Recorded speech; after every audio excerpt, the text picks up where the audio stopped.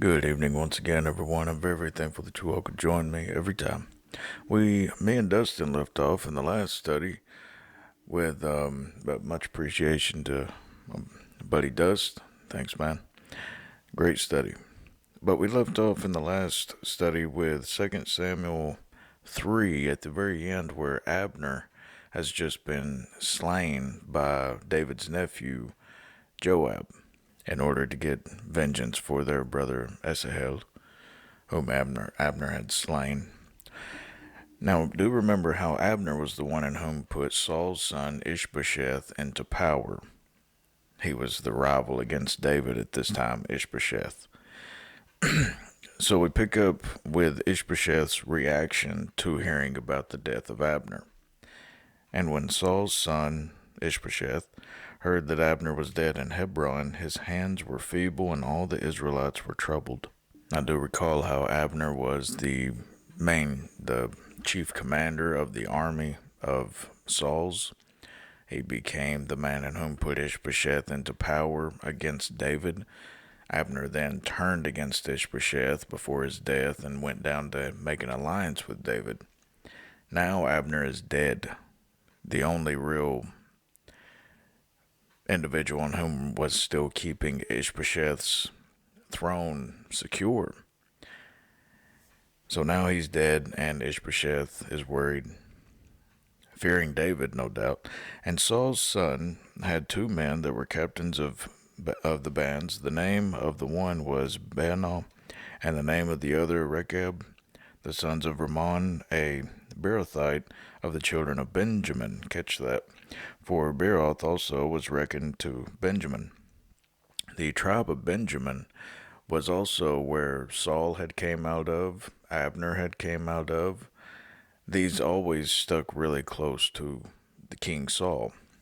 And now we see two men of the Benjaminites rising up, and they're going to be coming against Ishbosheth. And once again, I believe it's out of fear of David. It's got to be. And the Beerothites fled to Gittaim and were sojourners there until this day. This is basically telling you how these two captains, we would call them military veterans. Today they were mighty men for the army of Saul. And we hear about how these men their family had first began in Beeroth. We believe it's around Gibeon. Right here is Ramah, Mizpah, Gibeah, all of these, so that you'll know, Bethel. But then they wound up in Gittaim. And Jonathan, Saul's son, had a son that was lame of his feet. He was 5 years old when the tidings came of Saul and Jonathan out of Jezreel, and his nurse took him up and fled. And it came to pass, as she made haste to flee, that he fell and became lame, and his name was Mephibosheth. This is Jonathan's son. He's crippled at this point because whenever he was 5, but at the time that it's talking about right now, he would be around 12 years old. And the sons of Rimmon, the Beerothite, Rechab, and Baanah went and came about the heat of the day to the house of Ishbosheth, who lay on a bed at noon. And they came thither into the midst of the house, as though they would have fetched wheat, and they smote him under the fifth rib, and Rechab and Baanah, his brother, escaped. For when they came into the house, he lay on his bed in his bedchamber, and they smote him, and slew him, and beheaded him, and took his head, and gat them away through the plain all night. So these two Benjaminites cut off a fellow Benjaminite's head, who is also the king of Israel. David being the king of Judah at this time, only one of the 12 tribes would accept David as their king. And now we see how God has there's fear throughout all the land of David.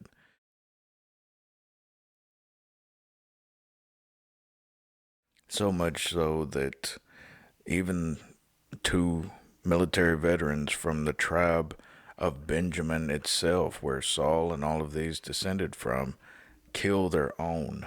And they brought the head of Ishbosheth unto David to Hebron, and said to the king, Behold, the head of Ishbosheth, the son of Saul, thine enemy, which sought thy life, and the Lord hath avenged my lord the king this day of Saul and of his seed.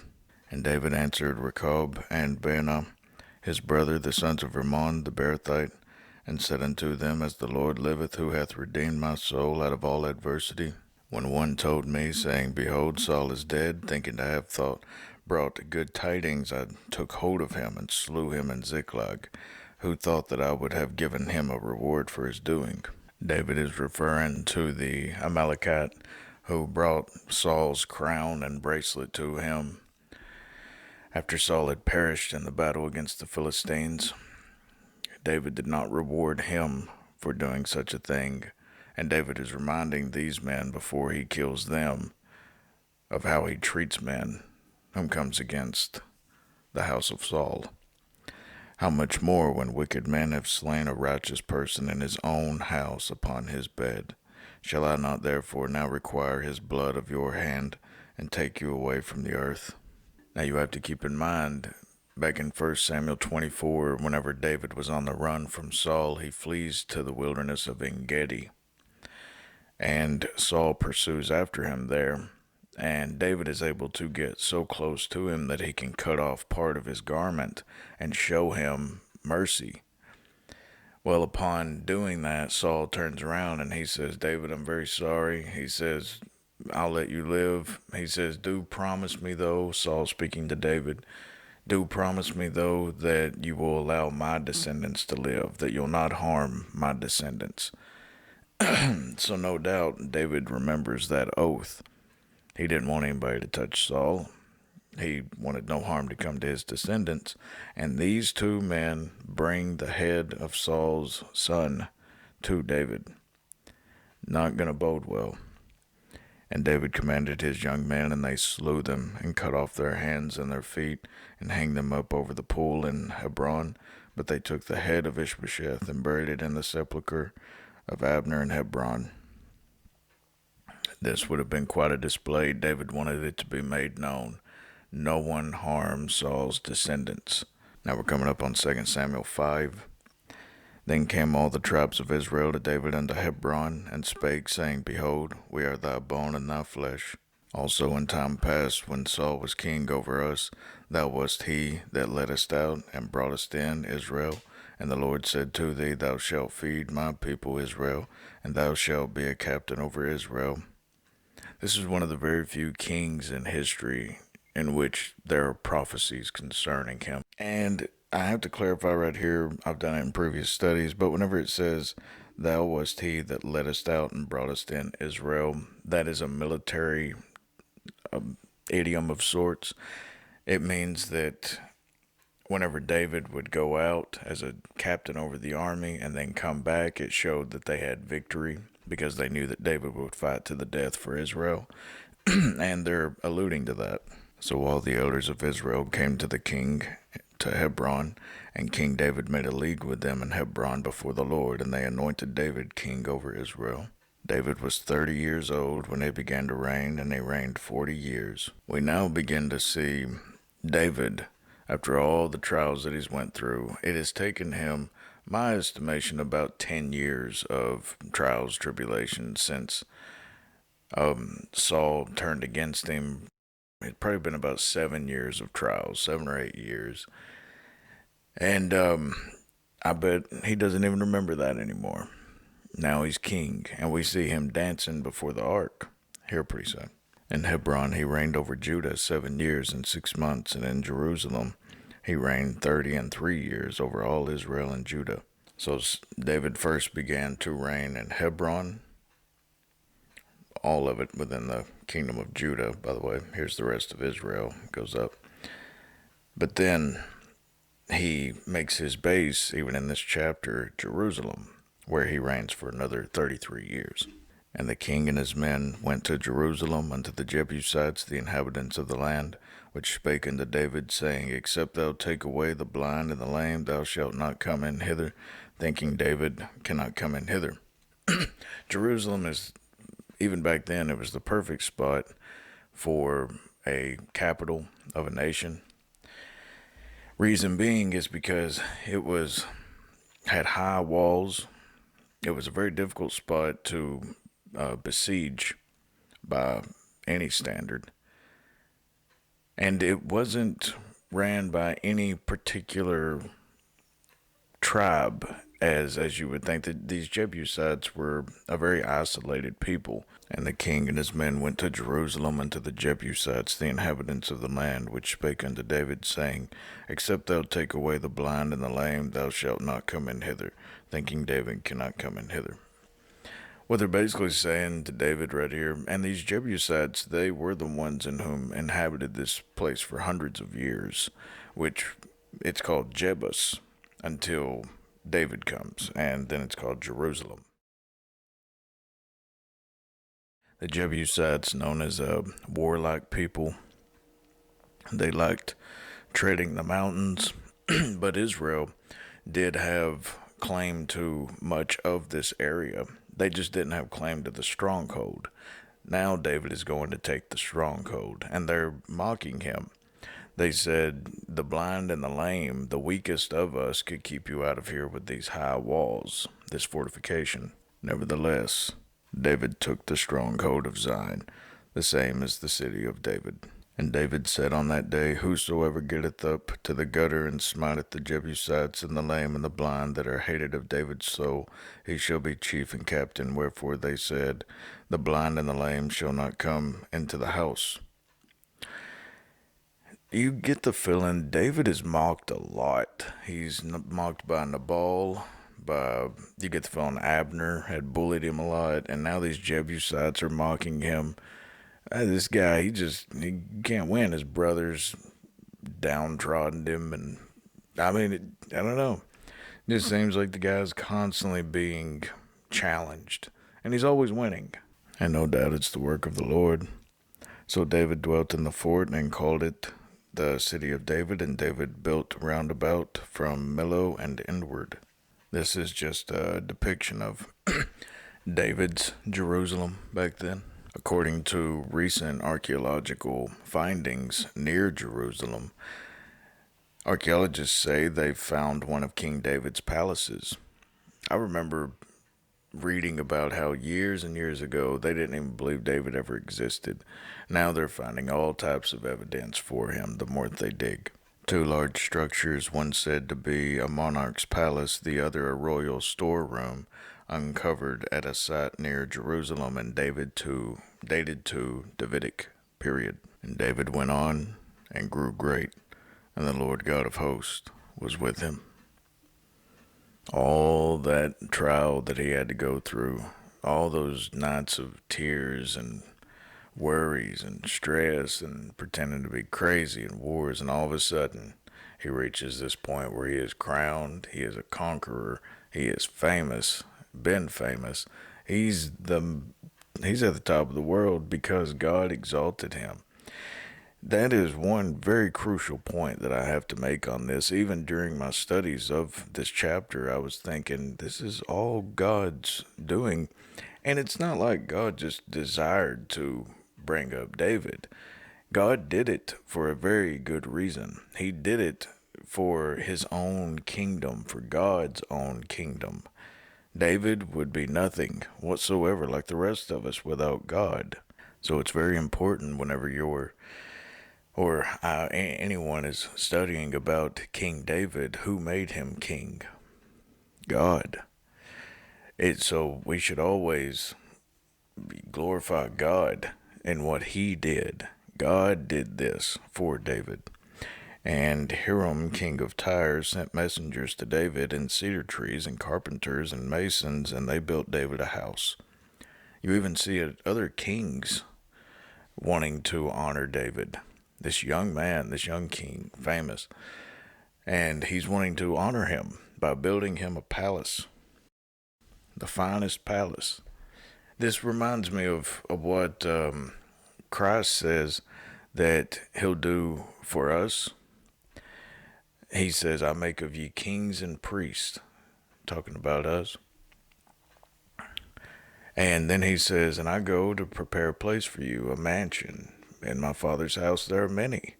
He's building us a mansion. We become royalty. It's beautiful. And David perceived that the Lord had established him king over Israel, and that he had exalted his kingdom for his people Israel's sake. Catch this, exactly what I just said. And that he, God, had exalted his kingdom, David's kingdom, for his people, God's people, Israel's sake. Exact same thing I just said. God exalted David, and David took him more concubines and wives out of Jerusalem after he was come from Hebron, and there were yet sons and daughters born to David. David just cannot get enough of these women. How many do you need, honestly? His son far outdoes him, but at the same time, man, come on. One woman is hard to handle. Yeah, very enjoyable to be around. But if you get too many, you just talk about drama all the time. And I'm not down in women. This would happen with a lot of men getting around one another. It's good to just have one man, one woman, one relationship. If you get too much of anything on over here, there's just going to be chaos. And we see that in David's household for the remainder of his life, earthly life. And these be the names of those that were born unto him in Jerusalem: Shammua, and Shobab, and Nathan, and Solomon, Ebar also, and Elishua, and Nepheg, and Japhiah, and Elishama, and Eliada, and Eliphelet. But when the Philistines heard that they had anointed David king over Israel, all the Philistines came up to seek David, and David heard of it, and went down to the hold. This always happens. God exalts you, and Satan's got to send just something to thwart that plan. The Philistines also came and spread themselves in the valley of Rephaim. This is an actual image of the valley itself. So it would have been in this area that this battle would have taken place. And it is very much worth noting that an army had been assembled at the beginning of this chapter. Whenever the elders come down to crown David, an army actually assembles. You learn about this in First Chronicles.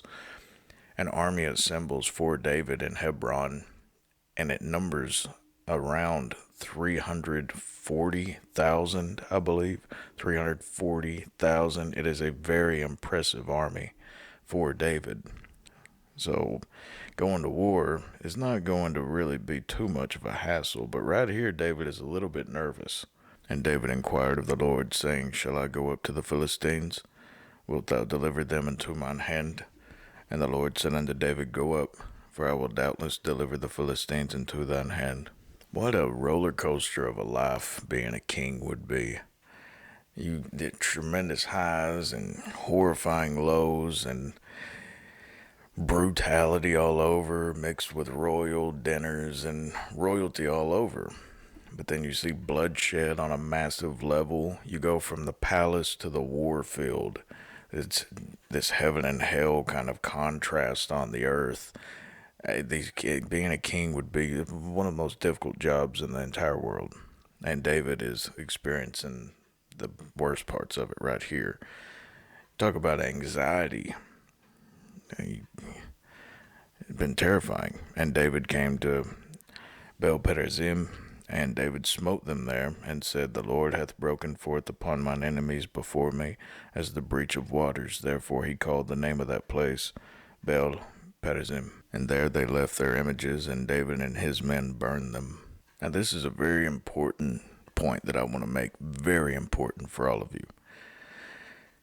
In this King James Bible verse right here, we hear about David finding these false gods of the Philistines. They have brought them into battle. They dropped them, threw them away, died during the battle, dropped them on the floor.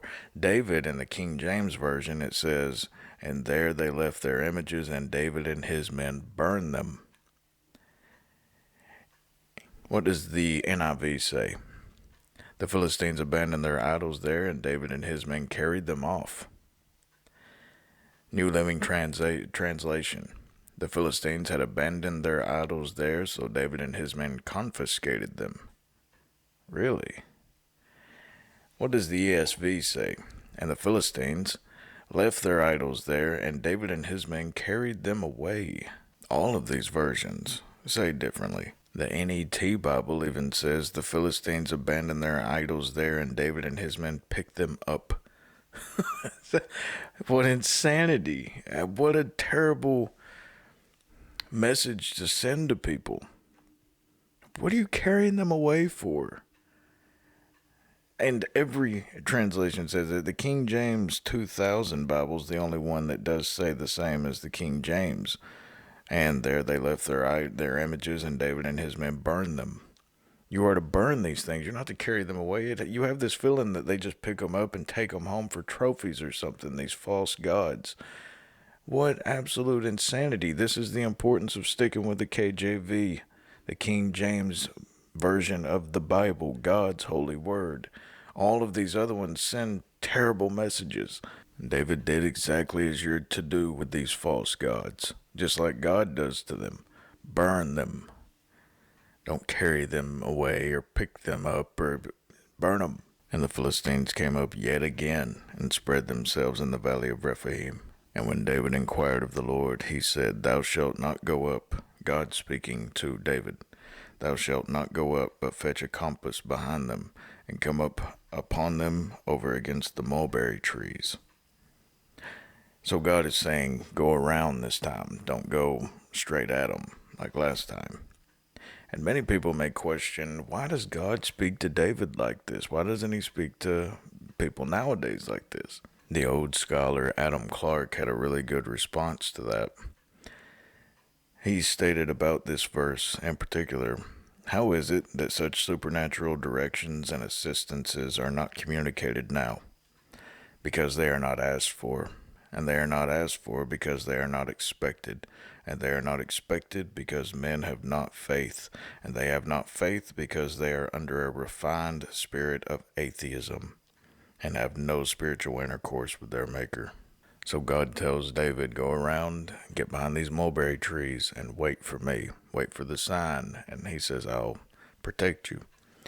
And let it be when thou hearest the sound of a going in the tops of the mulberry trees, that then thou shalt bestir thyself. For then shall the Lord go out before thee to smite the host of the Philistines. This is a very mysterious verse. It's quite intriguing. You don't pass this up. God says, and let it be when thou hearest the sound of a going in the tops of the mulberry trees. So what was going to happen was a